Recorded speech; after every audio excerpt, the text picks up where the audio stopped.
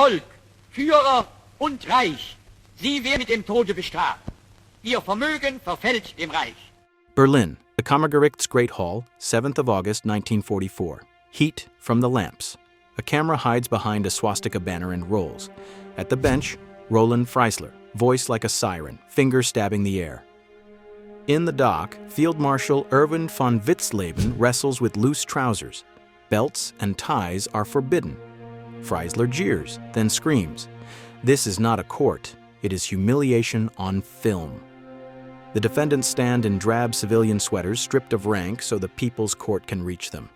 Verdicts are foregone. The reel is meant for Die Deutsche Wochenschau.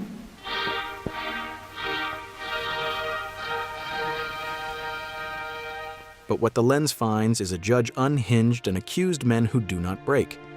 The footage will fail as propaganda. Filming will be halted. Outside, vans idle. Tomorrow night, Plötzensee. The order from above is clear. Hang them like cattle.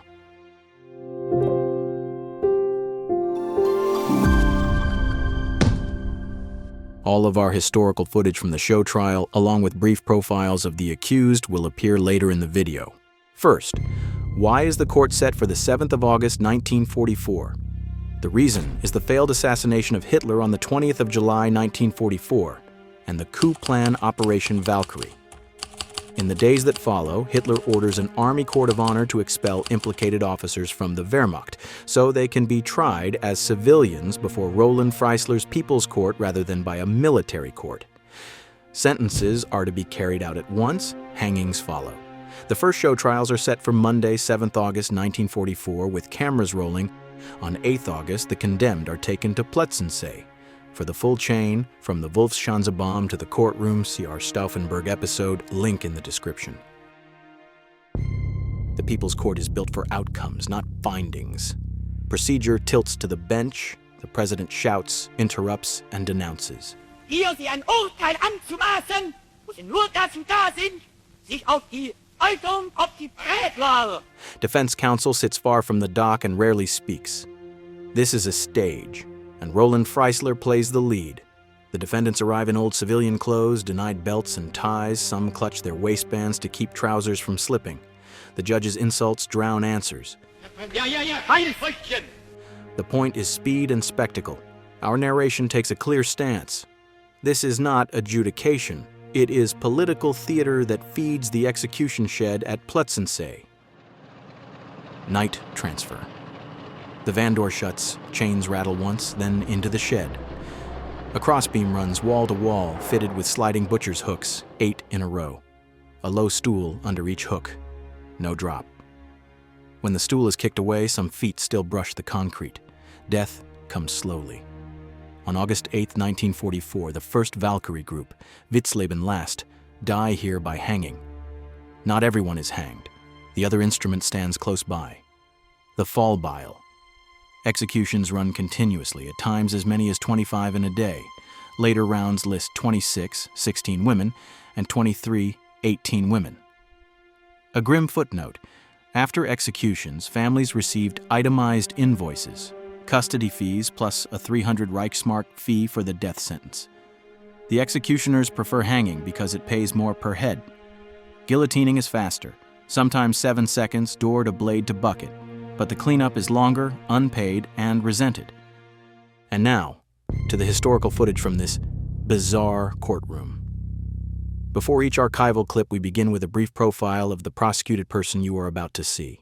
Where the original audio is missing or indistinct, please note that on-screen captions may omit words or include bracketed reconstructions inferred from context and well-documented sources. The court's insults are not our voice.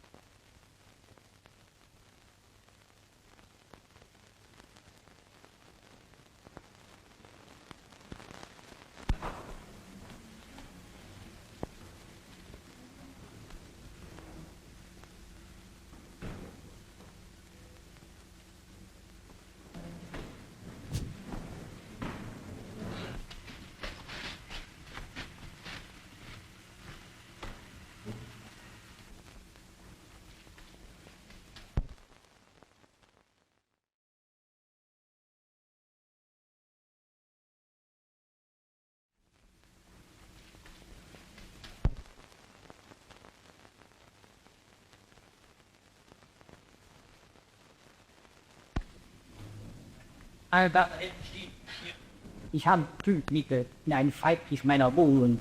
Die Schwämmer ist zu merken in einen Schreibtisch meines Büros. Später, nach meiner Verziehung, hat wir Zertifikaten in einer verschlossenen und unverschlossenen Schachtel in meiner Wohnung aufgewahrt. Man wird weit den Förderjahr arbeite ich ganz sicher und die Zünder und die Zündschnüre waren, wenn ich mir sagen, mich war der Treibstoff beschafft.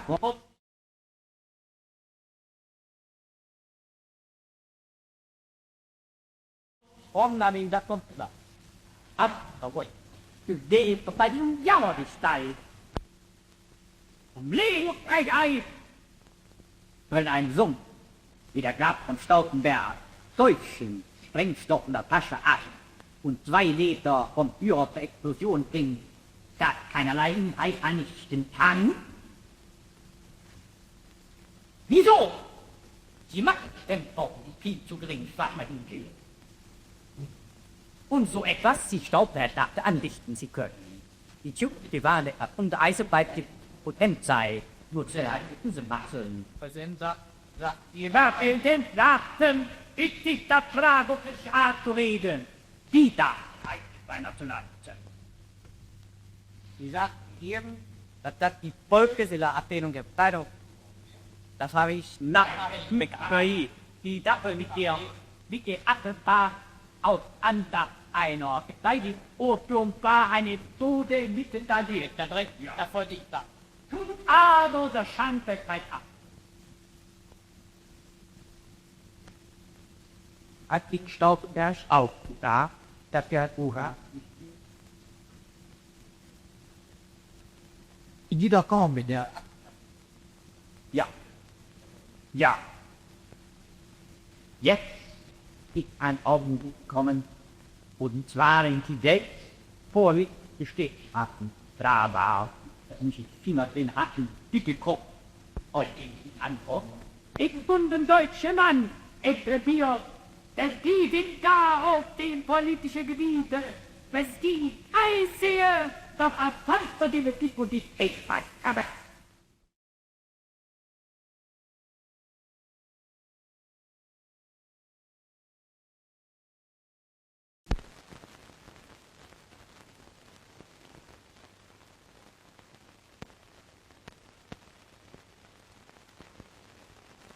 hat Zeit und ein Saratoga erklärt, die könnte Götter machen. Ihr und ich. Ihr hier kennt Zeit an Ketten Europa. Ihr kennt das. Sie werden verstehen, dass man Bürger mit dem Wort Ehrgeiz wie geliebt hat. Da tut ihr. Gut, ist auch. Die Besprechung, da halten wohl als Grundbesprechung gedacht. Ja. Nun komme ich in der zweiten Geschichte. Ach, die da den Bus denn schon beeilt? Nein. Da war es schon Preisproben, das weiß ich nicht. Nein. Die Osten war noch nicht verteilt. Ob wir Zivilen der Wehrmacht machte, wer würde ganz schwebte, das war der ersten Version nicht gedacht. Nur die beiden, Wetter und die beiden müssten ankommen. Und Holdig, der Zwiebelaupe, der Wohnhafte waren, der erste Referent, der Generalreferent zu Kunden des Berühmten. Ja. Nun?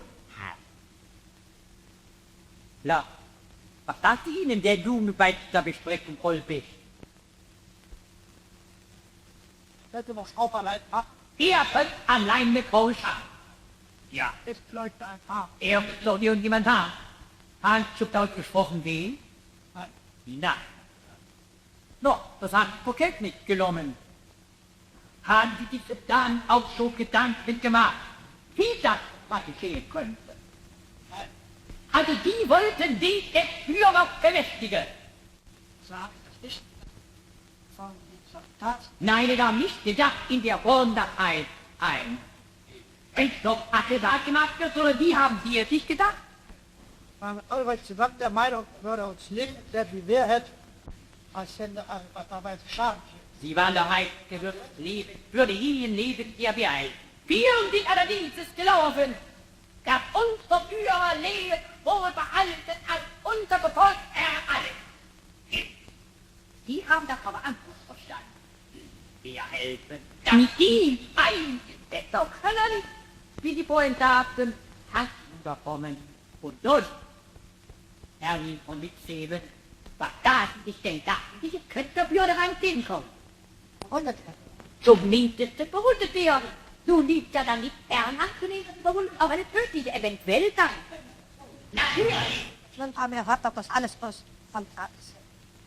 Das war Schilber, ja nicht. Da alles als Thema, nicht doch? Denn die Einzelausführung mit einer Hand, oh, da ist doch die Wackerpasszeit sein wollen. Die haben das Schema gegeben. Nur ich will gucken da. Ihr Schema. Ja. Und nun? Halt! Haben Sie? Na! Klar! Klar! Ja!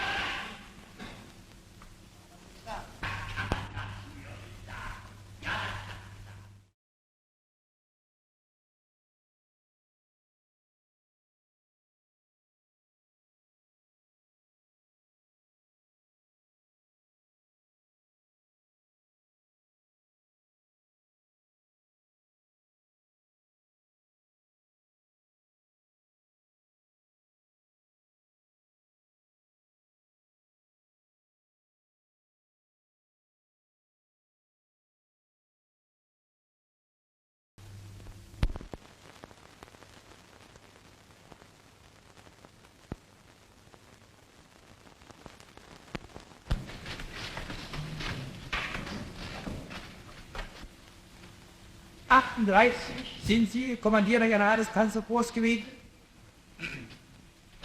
In diesem Gebiet waren die Polen, Frankreich und die Russland. Und Sie hat der Führer 1947 im Reichstag zu Generaloberst geflogen. Und dann, ich habe es weitlich gesagt, Völker ist ja die ungeordnete Partei. Sie haben mit einer Stellung gehalten, die sie halten sollten nach Befehl, haben doch geklappt, wollten wieder zurückgehen. Da wollte ich oder du eine Führer entschieden, da habe ich kein Prozess gesagt. Die was ist so. Hier unten steht das fest. Ja, ich habe mir gedacht, es könnte eine Sache eintreten. Können Sie hier einen Dateien? Zurück eine Sache eintreten. Wir haben gewonnen. Hat der Augenberg heute wieder hier auf. Stolberg ist nicht auch hier nicht mit. Oder bin ich sogar, nein. Und da Hat gesagt, er soll es als Vortrag über die Schuldigkeitsstellung der Skarre-Division. Ja. Dort euch der Beistand. Wie ist das? Lässt das zu, dass durch diese Wahlführermaßnahme der Nachschub an die Volksstürze? Ja. Da sagt er, jawohl, das trifft zu. Jawohl, das steht zu. In der Begrüßung. Jawohl, das steht zu. Einfach unruhig. Aber wen sagte ich zu der Oberseite? Natürlich falsch. Da hatte ich einen Ja, das hab ich wieder vorausgesetzt. Und dann sprach der General Beck noch einige Worte, indem er sagte, ich denke in diesem Augenblick an die Zeit von früher her, da überbrach den Fromm und sagte, die wollen wir jetzt gar nicht eröffnen, da bitte ich zu handeln. Daraufhin nahm er die Pistole und sprach Loch im Dorf und setzte dann an und schoss. Die Kugel wie aber in die Decke. Da hatte hier bloß eine Wunde. Er sagte, etwas taumelnd, ist dann das richtig losgegangen und in dem Augenblick sagte Fromm, helfen Sie dem Herrn. Helfen Sie dem Herrn? Jawohl. Also die zwei Offiziere, die links von ihm standen. Und diese beiden Offiziere gingen auf ihn los und er sackte also in den Sessel, der hinter ihm stand. Dann sagte er, nehmt Sie die Wache ab, sagte Fromm. Und dann sagte er, nein, nein, die will ich behalten. Bitte sehr, Sie haben Zeit für den zweiten Schuss. Sagte, bitte kommen Sie mit mir mit. Ich weiß nicht, was ich tun soll. Wollen Sie den Weg gehen? Ich? Sonst muss ich Sie verhaften. Ja. Aber wenn das hier fühle mich nicht in dem Sinne schuldig und als Schweine, dass ich jetzt selber mich richten muss. nicht nur das, was ich getan habe, auch von meiner Familie verantworten. Ich fühle mich nicht in dem Sinne schuldig und als Steinerung. Ich will das, was ich getan habe, auch vor meiner Familie verantworten.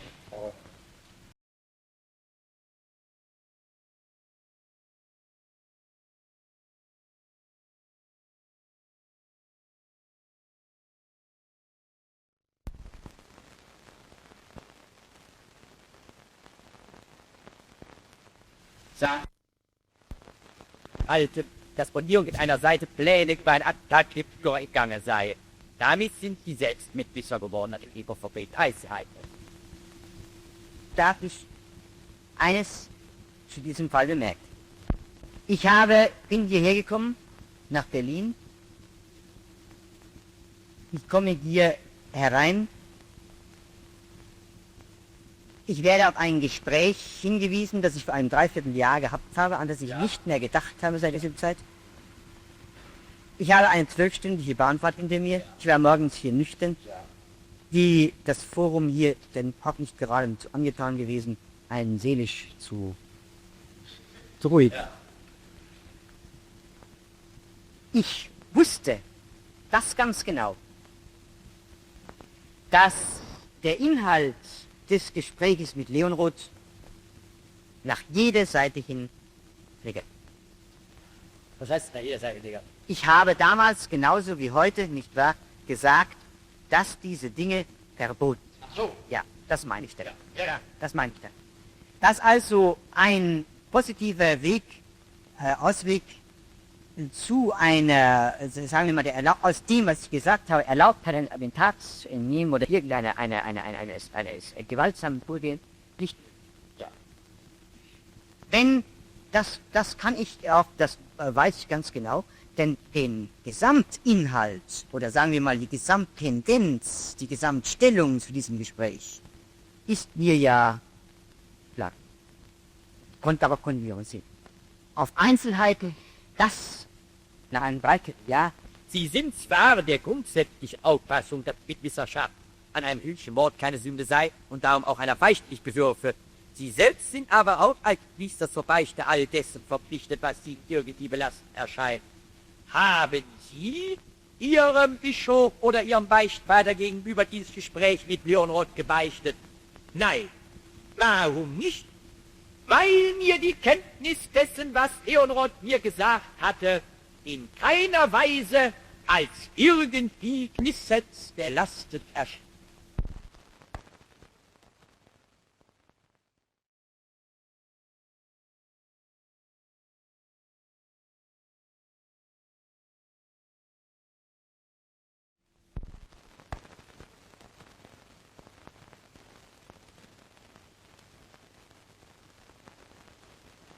Firma.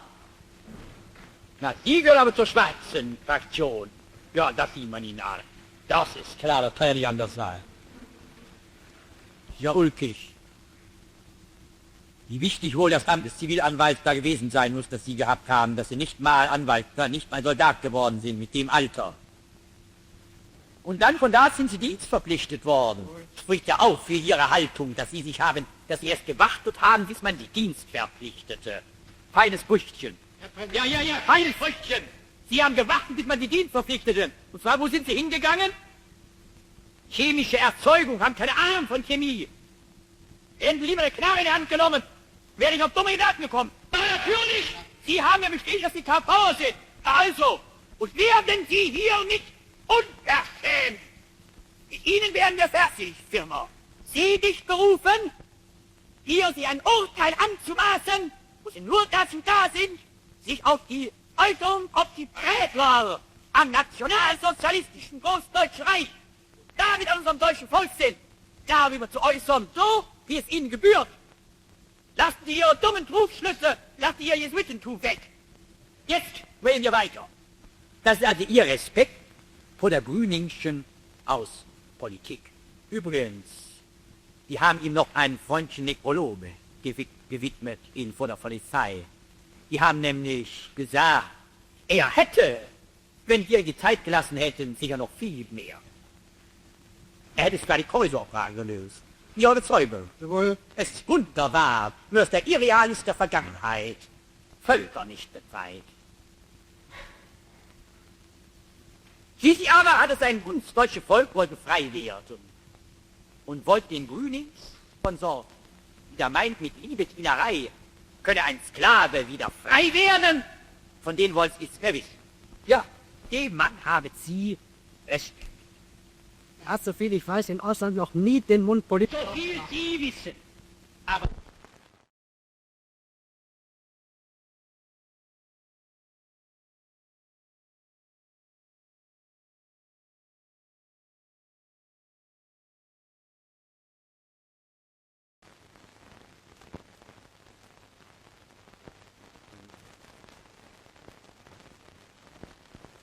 ohne Feldzug ein besonderes Erlebnis gehabt haben.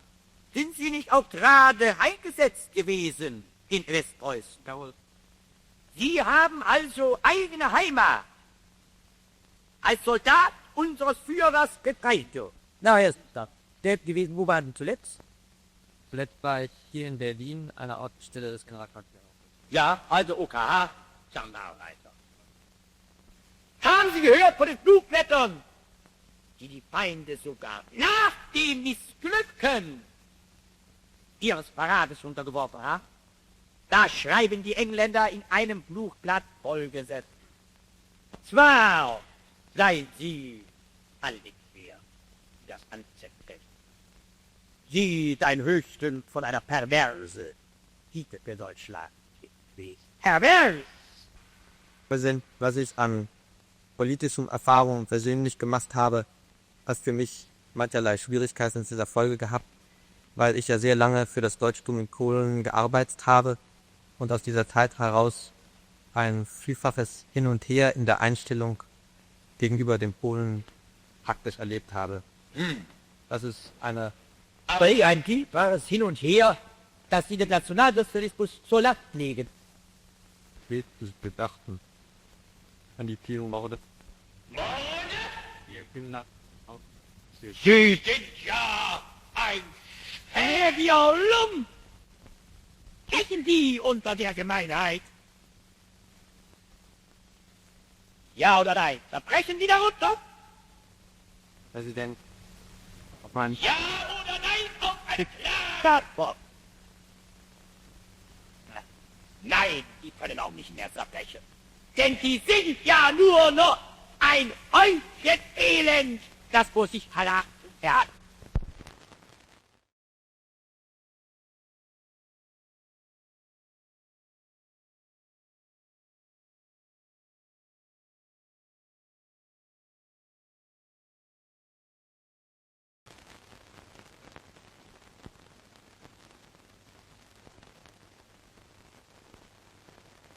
Ob zu unterhalten für das, was sie getan haben. Denn ihnen kann man ja kein Wort glauben. Sie haben kein Gefühl für Wahrheit. Sie sind ja die Lüge selbst. Darf ich noch einmal feststellen, dass ich verfehlen darf? Bin gegangen, Sie wissen schon. Eben. Dann, Das Zweite ist, dass meine ganze außenpolitische Einstellung Ihre außenpolitische Einstellung ist völlig Schnuppe, denn wir haben hier nicht über außenpolitische Einstellungen zu entscheiden. Dazu sind wir als Richter nicht da. Wir maßen doch nicht Dinge an zu entscheiden, die nicht wir zu entscheiden haben. Wir haben hier zu entscheiden darüber, ob vor uns ein deutscher Mann steht, der Ehrenmann geblieben ist. im Innern, dass ich nicht dran glaubte, wegen. Ja, nicht an Glauben. Aber niemals kann das Zustandekommen einer solchen Aktion geglaubt. Warum nicht? Undurchführbar. Ich glaube, Undurchführbar? Sag mal, undurchführbar. Auch von Führer sind ja schon vorher Attentate gemacht worden. Und zwar Attentate, die wir ja alle kennen. käme nicht. Ach, ich glaubte, es käme nicht dazu. Wenn Ihnen von solchen Männern sowas gesagt wird, dann glauben die, ich käme nicht dazu. Mit welcher Berechtigung? Bezweifelt. Nach meinem inneren Gefühl habe ich nicht daran geglaubt, dass es zustande kommen wird. Ich habe natürlich nicht die Worte der beiden Herren bezweifelt, sondern ich war überzeugt, dass sie diese Auffassung hatten, dass man ihnen derartiges gesagt hatte, aber ich glaubte nicht an die Realisierung. Ich nahm die Sache sozusagen nicht wirklich als substanziert an. Außerdem wusste ich ja gar nicht. Ich muss Ihnen immer nur wieder sagen, jeder von uns, der so etwas hören würde, unsubstanziert, der würde keine ruhige Nacht mehr haben. Dazu haben wir aus Ihrem eigenen Munde, mit unseren eigenen Ohren gehört, dass Sie an diesen Besprechungen teilgenommen haben, an der Formung des Regierungsprogramms, dass Sie sich wohl klar gewesen sind, dass die anderen Hörer davon ausgehen, dass die vielleicht als Außenminister kämen, dass die ganze dafür gemacht wurde, auch für den Eventualfall, dass mit Gewalt der Führer ausgeschaltet wäre. Das genügt uns, um uns ein Urteil zu bilden. Im Namen des deutschen Volkes, ehrgeizzerfressene, ehrlose, feige Verräter sind Karl Gördeler, Wilhelm Leuschner, Josef Wirmer und Ulrich von Hassel. Sie verschworen sich, Gördeler sogar als politischer Kriegsspion für unsere Feinde, mit einer Gruppe eidbrüchiger Offiziere, die unseren Führer ermorden wollte. Als Minister einer feindhörigen Verräterregierung unser Volk in dunkler Reaktion zu knechten und unseren Feinden auf Gnade und Ungnade auszuliefern. Statt mannhaft wie das ganze deutsche Volk dem Führer folgend unseren Sieg zu erkämpfen, verrieten sie das Opfer unserer Krieger, Volk, Führer und Reich. Sie werden mit dem Tode bestraft. Ihr Vermögen verfällt dem Reich. Roland Freisler did not survive the war. He died in Berlin on the 3rd of February 1945 during a United States air raid, killed by falling debris when the People's Court building was hit.